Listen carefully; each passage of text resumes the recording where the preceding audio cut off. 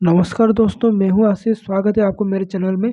तो आज के इस वीडियो में एक्सप्लोरिंग धर्म नाम का एक मूल्य के द्वारा वेदों के ऊपर जो झूठे आक्षेप लगाए गए हैं उसका खंडन करेंगे। साथ ही इसने जो कुरान के ऊपर बूंगिया मारा है उसका भी धज्जियां उड़ाएंगे। तो चलिए शुरू करते हैं।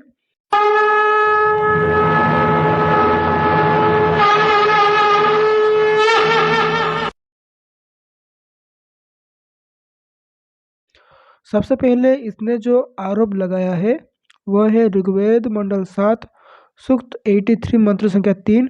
यहाँ पर उसने ये दर्शाया है कि यहाँ पृथ्वी के अंतिम छोर की बात है, जिससे ये वेद में फ्लैट अर्थ की सिद्धि कर रहा है। अब मैं इसका असली भाष्य आपको दिखाता हूँ। ऋग्वेद मंडल 7 सूक्त 83 मंत्र संख्या 3। इसका भावार्थ सहित अर्थ देखिए। यहाँ पर पृथ्वी की तो बात ही नहीं चल रहा है, यहाँ पर राजधर्म के पालन के विषय में बात चल रहा है।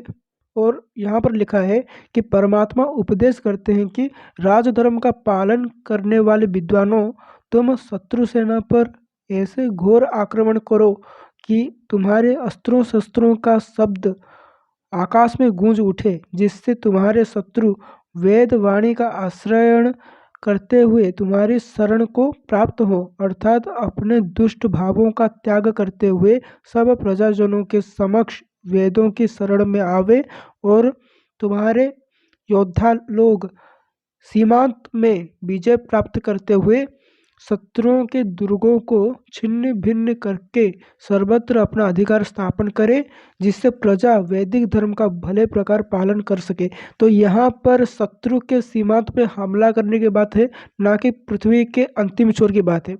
यहाँ पर राजा द्वारा शत्रु के सीमांतों पर हमला करने की बात है, पृथ्वी की तो बात ही नहीं है यहाँ पर। यह है उसका दूसरा आक्षेप जो उसने वेद पर लगाया है।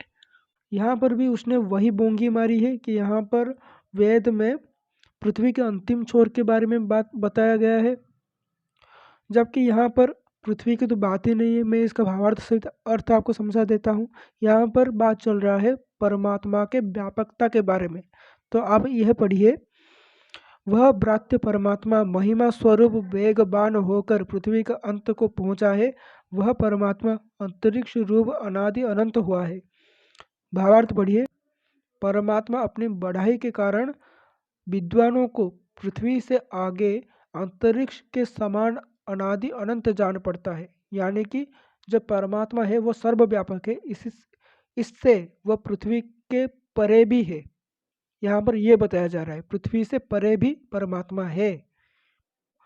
तो यहाँ पर पृथ्वी की तो बात ही नहीं चल रहा है, यहाँ पर एक मेटाफोर में बोला गया है कि वो पृथ्वी के परे भी है, पृथ्वी के अंदर भी है, पृथ्वी के बाहर भी है। जहाँ तक बात है कि पृथ्वी के आकार के बारे में वेद में क्या लिखा है, तो आप ये पढ़ सकते हैं। यह है ऋग्वेद मंडल 1 सूक्त 164 और मंत्र संख्या 35। तो यहाँ पर ये प्रश्न किया गया है 34वां मंत्र में कि इस धरती का अंतिम छोर कौन सा है और सभी भुवनों का केंद्र यानी कि सेंटर कहाँ है। तो 34वें मंत्र में दो प्रश्न आया है कि धरती का अंतिम छोर क्या है और धरती का केंद्र भाग क्या है। तो इस पर जवाब देते हुए ऋषि बोलते हैं कि यज्ञ की यह वेदी ही पृथ्वी का अंतिम छोर है और यह यज्ञ ही संसार चक्र की धुरी है, यानी कि पृथ्वी का मध्य भाग भी है।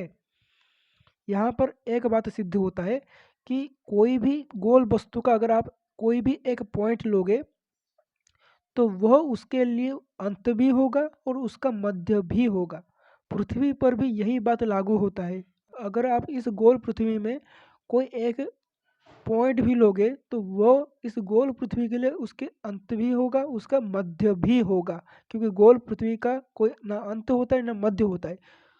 सभी बिंदु इस गोल पृथ्वी के लिए अंत है और मध्य भी है। तो यहाँ से वेद में पृथ्वी गोल सिद्ध हो रहा है। जबकि इनके अगर हदीसों की बात करें तो इनके हदीस में आया है कि Allah drew the ends of the world near one another for my sake and I have seen its eastern and western ends and the dominion of my ummah would reach this ends. तो यहाँ पर देखिए यहाँ पर अल्लाह का पैगंबर क्या बोल रहा है कि अल्लाह ने लपेट लिया दुनिया के दोनों कोनों को एक दूसरे के पास, और पैगंबर मोहम्मद ने इस दुनिया का ईस्टर्न एंड और वेस्टर्न एंड, यानी कि इसका पूर्वी कोना और पश्चिमी कोनों को देख लिया है, और वहाँ तक मोहम्मद साहब के उम्मत के राज पहुँच जाएगा जहाँ तक ये धरती उनके लिए लपेटी गई है। यानी कि यहाँ पर सिर्फ धरती के एंड्स के बारे में ही बात नहीं हो रहा है, यहाँ पर धरती के एंड्स को लपेटा भी जा रहा है। अच्छा। तो इससे हमको काफ़ी कुछ पता चलता है कि इस्लामी जगत में धरती को लेकर कैसी विचारधारा थी। अब चलिए देख लेते हैं इस एक्सप्लोरिंग धर्म ने कुरान पर क्या व्यंग्य मारा है। अब यहाँ देखिए, इसने कुरान में राउंड अर्थ को सिद्ध करने के लिए इसने सबसे पहले तो कुरान 31:29 का हवाला दिया है। कुरान 31:29 में ये लिखा है कि क्या तुमने नहीं देखा कि अल्लाह मिला देता है रात्रि को दिन में और मिला देता है दिन को रात्रि में, तथा बस में कर रखा है सूर्य तथा चांद को, प्रत्येक चल रहा है एक निर्धारित समय तक, और अल्लाह उसे जो तुम कर रहे हो भली भांति अवगत है। तो यहाँ पर क्लेम देखिए कि यहाँ पर रात को धीरे धीरे दिन में बदला जा रहा है और दिन को धीरे धीरे रात में बदलने की बात लिखा है।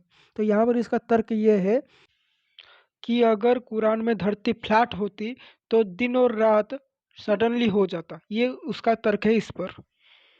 अरे भाई, दिन धीरे धीरे रात में बदलता है, रात धीरे धीरे दिन में बदलता है, ये तो छोटे बच्चे भी देख रहे हैं। छोटे बच्चे भी देखकर बता देंगे कि दिन के बाद रात आता है, रात के बाद धीरे धीरे दिन आता है। और यही बात अगर मोहम्मद ने चिपका दिया अपने कुरान में, तो इसमें कौन सी बड़ी बात होगी।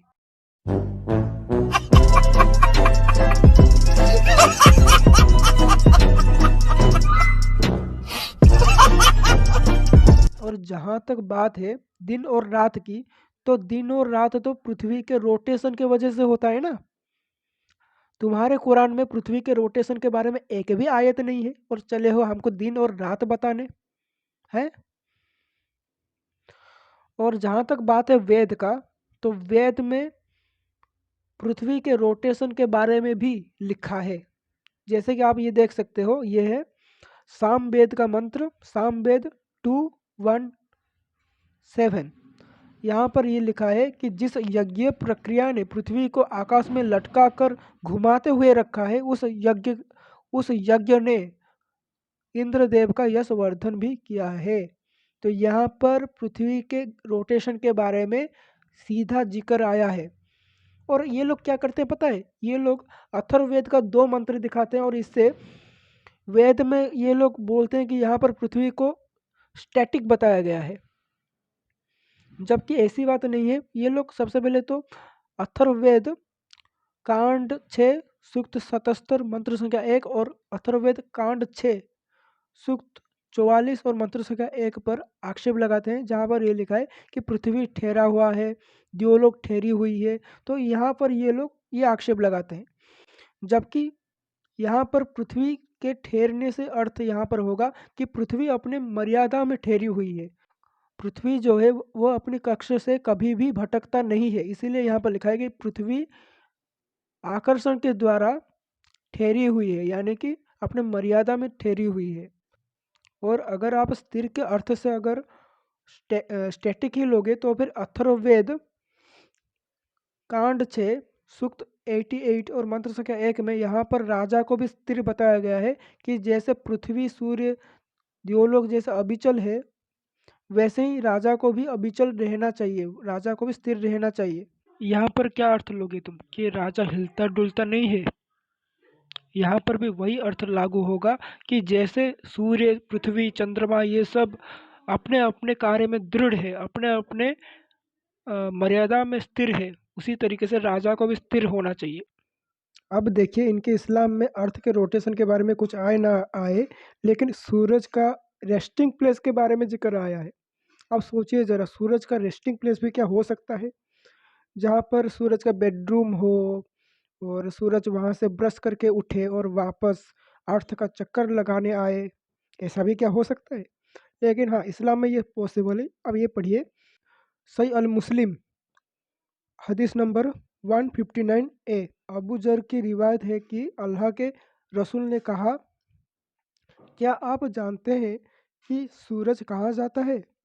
उन्होंने जवाब दिया, अल्लाह और उसका रसूल बेहतर जानते हैं। उन्होंने पवित्र पैगंबर ने देखा, वास्तव में यह सूर्य तब तक चमकता है जब तक कि यह सिंहासन के नीचे अपने विश्राम स्थान तक नहीं पहुंच जाता।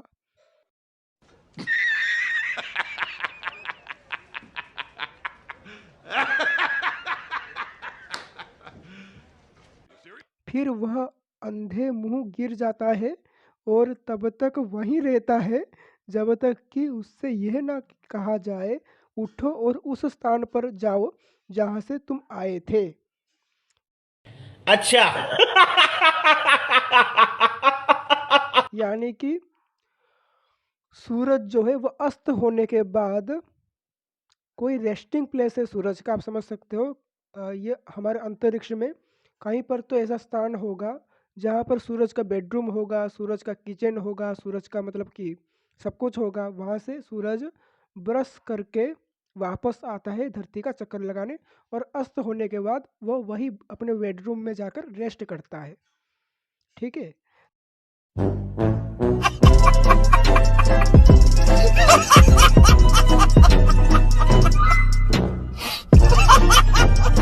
तो इनके इस्लाम में ना अर्थ के मूवमेंट के बारे में कुछ लिखा है, ना सूरज के मूवमेंट के बारे में कुछ ठीक ठाक लिखा है, और ये लोग हमें साइंस दिखाते हैं, साइंस। अगला देखिए, इसने जो दूसरा आयत का हवाला दिया है वो है कुरान 39:5।